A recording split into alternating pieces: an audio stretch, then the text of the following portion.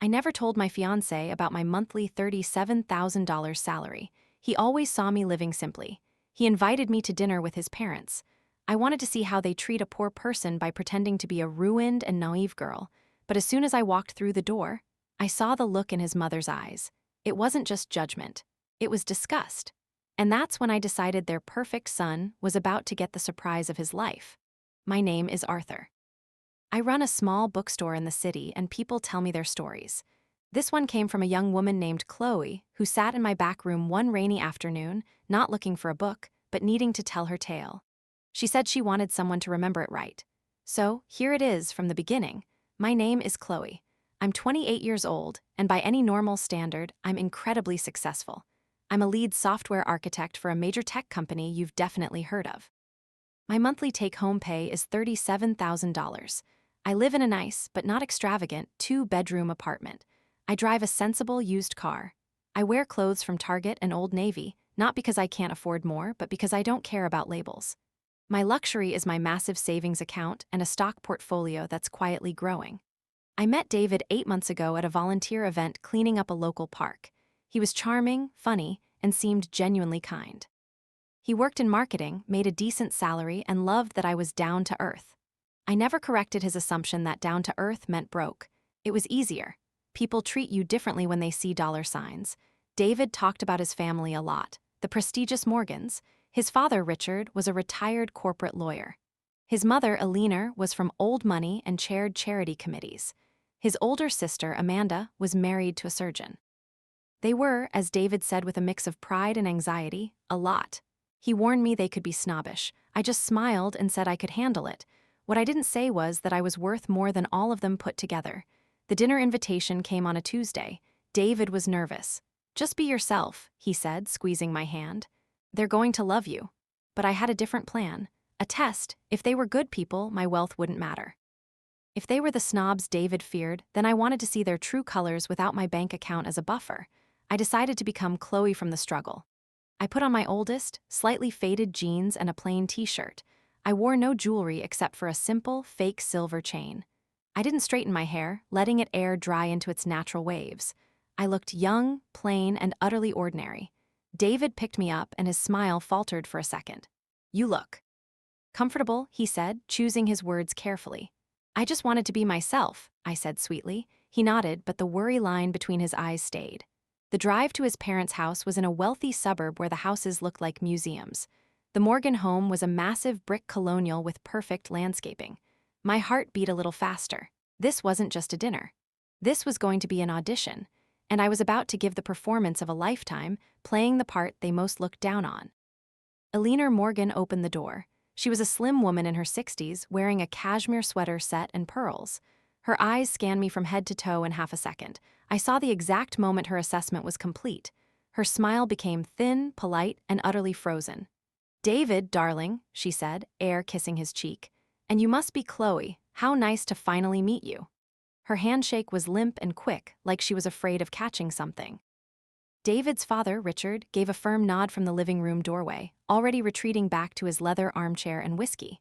The house was beautiful, cold, and spotless. It smelled of lemon polish and disapproval. Amanda and her husband, Dr. Mark, arrived shortly after.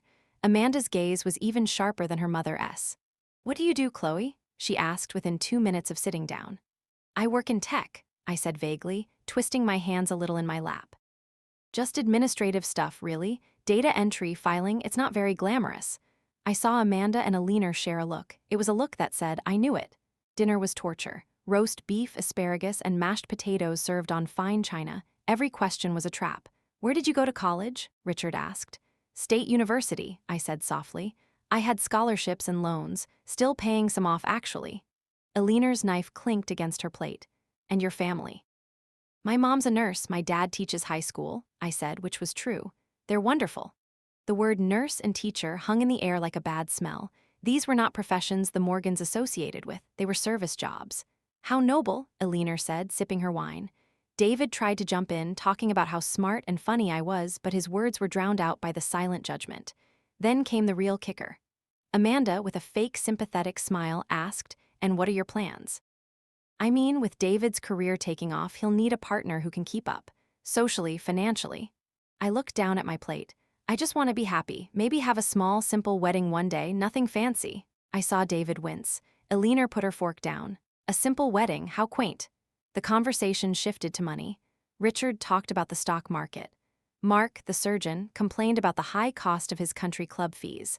Amanda mentioned her upcoming trip to Italy.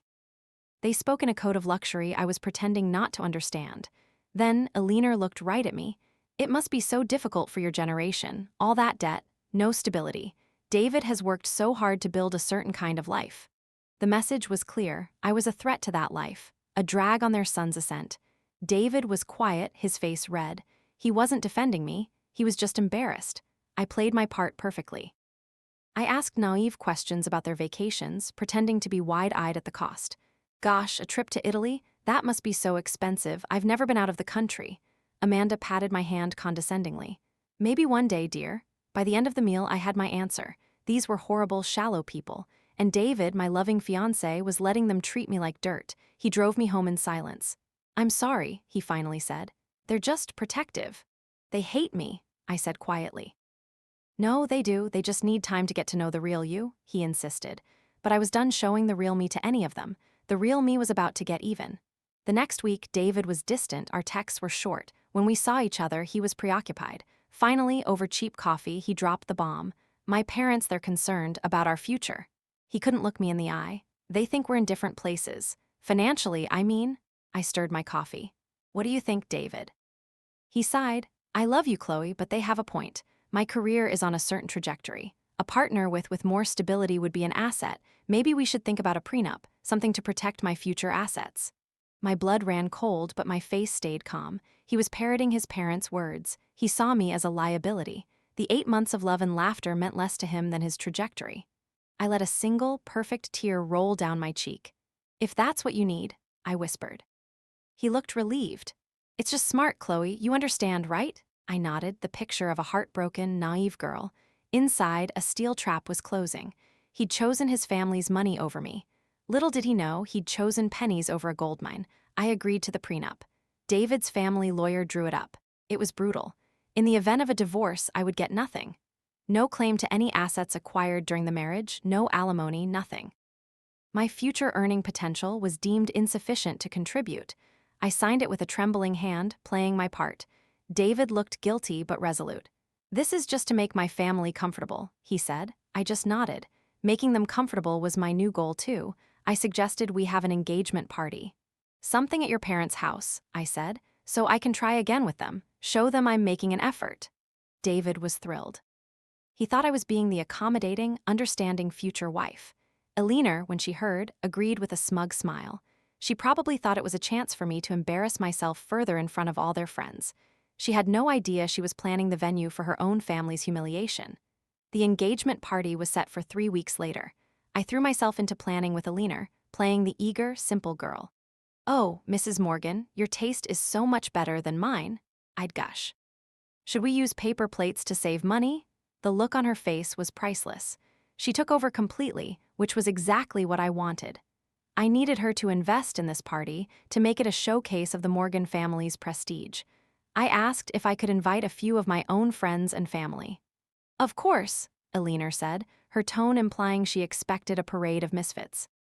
I invited my parents, my best friend Sophie, and a few key colleagues from work, including my company's CEO, Michael, and the head of public relations, Lisa. I simply told them it was a formal engagement party at my wealthy future-in-laws and asked if they'd come support me. They agreed, curious. To David and his family, they would just be more of Chloe's simple friends. The day of the party arrived. I dressed carefully again. Another simple, modest dress from a discount store. I looked like a church mouse next to the peacocks of the Morgan family. The house was transformed with flowers, a caterer, and a string quartet. It was Eleanor's masterpiece. Guests arrived, lawyers, bankers, socialites. They greeted David and his family warmly, then glanced at me with polite curiosity that quickly turned to indifference when they took in my appearance. My parents arrived. My mom, in her best department store dress, and my dad in a slightly too big suit. Eleanor greeted them with that frozen smile. So you're the teacher and the nurse? How hands-on? I could see my dad's jaw tighten. Then my friends from work arrived. Michael and Lisa walked in, looking polished and confident. Alina assumed they were my tech admin friends and gave them the same dismissive nod. The trap was set. Everyone was here. The party was in full swing. Alina was holding court, talking loudly about David's bright future. I heard her say to a group of her friends, "We're just so relieved he's being practical. The prenup is signed, it's airtight, she'll never see a dime of Morgan money." Her friends tittered. My mom heard it and looked at me, hurt and angry. I gave her a small, secret smile. It was time. I asked the string quartet to pause. I took a small spoon and tapped it gently on my champagne flute. The room quieted, turning to look at the shy, poorly dressed fiancé. David looked nervous. Alina looked annoyed. "Everyone," I said, my voice clear and strong, no longer the timid mouse. "Thank you for coming to celebrate our engagement. Before we continue, I wanted to take a moment to thank a few very special people who have supported my own career journey." I saw David's confused frown.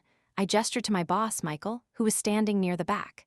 "Many of you know I work in tech, but I'd like to properly introduce my CEO, Michael Thorne, of Ethelgard Solutions." A murmur went through the crowd. Ethelgard was a household name, a unicorn startup. Michael gave a gracious wave. Alina's smile vanished. Richard put his whiskey down. "And next to him," I continued, "is Lisa Chang, our head of public relations." Lisa smiled. I then looked at David's family. "David, Alina, Richard, you've been so concerned about my financial stability. I thought tonight I'd finally clear that up. My role at Ethelgard isn't an admin. I'm the lead software architect. My base salary is $444,000 a year. With bonuses and stock options, my annual compensation is well over $500,000. The room was utterly silent. You could hear a pin drop on the Persian rug. David's face was a mask of pure shock. His mouth hung open. Alina had gone white. Richard was staring at me like he'd never seen me before. "The prenup you had me sign," I said, addressing David directly, my voice still calm, "was to protect your future assets from me. But as my lawyer pointed out, since I out-earn you by a factor of 5, and my net worth significantly exceeds your family's, that document primarily protects my assets from you. Which, given your family's demonstrated character, was a fortunate coincidence." A gasp rippled through the room. Amanda looked like she'd been slapped. I turned to the crowd. I pretended to be poor and naive to see if this family valued people for who they are or for what's in their bank account. Their contempt tonight, and over these past weeks, has been truly educational. I looked back at David, whose shock was turning to horror. "You wanted a partner who could keep up. You just never imagined she was miles ahead of you." Chaos erupted. The gathered socialites began whispering furiously, looking at the Morgans with a mix of pity and delight at the scandal. My parents stood tall, beaming with pride. My colleague Lisa had her phone out discreetly, not to film, but she later told me the PR professional in her was admiring the execution. Alina finally found her voice. This is a lie, a disgusting scene," she spluttered. Michael, my CEO, stepped forward. "I can assure you, Mrs. Morgan, it's no lie. Chloe is one of the most brilliant and valuable minds in our industry. We're incredibly lucky to have her." His endorsement was the final nail. The credibility was undeniable. David reached for my arm. "Chloe, wait, I can explain." I pulled my arm away. "You had your chance to explain when your mother called my parents, Liv's, noble like it was an insult. You had your chance when you asked for a prenup to protect yourself from me. The explanation is simple. You're a snob and you come from a family of snobs, and I don't marry snobs." I took off the modest, cubic zirconia engagement ring he'd given me and placed it on a nearby side table. "The wedding is off. Enjoy your party." With that, I walked through the stunned crowd, my head high. My parents and friends followed me out. The last thing I heard was Alina's shrill voice trying to salvage things. "She's clearly unstable." David dodged a bullet, but the damage was done. Their reputation in their precious social circle was in tatters. They weren't savvy protectors of their son, they were fools who'd alienated a millionaire. In their world, that was the ultimate failure. In the car, my mom hugged me tight. "I'm so proud of you, but my God, that was intense." I finally let out the breath I'd been holding. It was over, I was free, and I had exposed them for exactly who they were. The fallout was swift and delicious. Lisa, my PR head, told me the story was the talk of several high-powered circles by Monday. Not in a detailed, gossipy way, but as a cautionary tale, don't underestimate the quiet girl. David called me 12 times that weekend. He left voicemails swinging between apologies and anger. "How could you lie to me?" he demanded. I finally texted him back. "I didn't lie. You never asked. You just assumed. And you showed me exactly who you are when you think someone has less than you. We're done." He showed up at my apartment, but I didn't answer the door. I watched through the peephole as the confident man I'd met crumbled into a pleading mess on my welcome mat. It wasn't satisfying. It was just sad. He didn't love me. He loved the idea of a rich, impressive wife he suddenly realized he'd lost. A week later, I got an email from Richard Morgan. It was stiff and formal, an attempt at lawyer speak. He questioned the propriety of my actions and hinted vaguely at defamation. I had my lawyer, a fierce woman named Carla I'd retained after the prenup fiasco, respond. Her email was a masterpiece. She outlined that everything I'd said was factually true, that no defamation had occurred, and that furthermore, the Morgans' own conduct, including their discussions of the prenup at a public event, opened them up to significant scrutiny. She closed by suggesting that if they valued their social standing, they would let the matter drop. We never heard from Richard again. The threat of exposure, of having their own petty, greedy conversations dissected, was too great. Bullies fold when you stand up to them. I focused on work and myself. I bought a beautiful, modern condo with a stunning city view with cash. I treated my parents to a luxury cruise. I still shopped at Target sometimes because I like it. But now, I did it because I wanted to, not because I was playing a part. The freedom was intoxicating. Sophie, my best friend, said, "You're the same Chloe, but you're glowing. Like you put down a heavy weight you didn't even know you were carrying." She was right. The weight was the fear of being loved for the wrong reasons. By pretending to be poor, I'd filtered out someone who would have loved me for the wrong reason, my money. About 2 months later, I heard through the grapevine, Sophie had a friend who knew Amanda's yoga instructor, that the Morgan family was struggling. The story of the engagement party debacle had gotten around, making them a laughingstock among the very people they wanted to impress. David's trajectory at his marketing firm stalled. Who wants to promote a guy who is famous for being outsmarted and dumped by his secretly wealthy fiancé? Amanda's surgeon husband was apparently embarrassed by the whole thing, causing tension. Their perfect, shiny family image was tarnished. Their punishment wasn't financial, it was social. And in their world, that was worse. I ran into David one last time, 6 months later, at a tech conference my company was sponsoring. I was on stage being interviewed about a new project. He was in the audience, likely with a client. I saw him during the Q&A, looking small and out of place. Afterward, he approached me as I was talking with a group of colleagues. "Chloe, you look amazing," he said. I did. I was wearing a powerful, elegant pantsuit. "Thank you, David," I said politely, as if he were a casual acquaintance. He stumbled over his words. I'm so sorry for everything. I was an idiot. My family, I held up a hand. "It's in the past. I've moved on. I hope you do too." There was no anger left, just pity. He nodded, defeated, and walked away. That was the last time I saw him. The chapter was truly closed. My story, as Arthur the bookseller knows it, ends well. I found love again with a brilliant history professor who laughed when I told him my salary and said, "Great, you can buy the popcorn on movie night."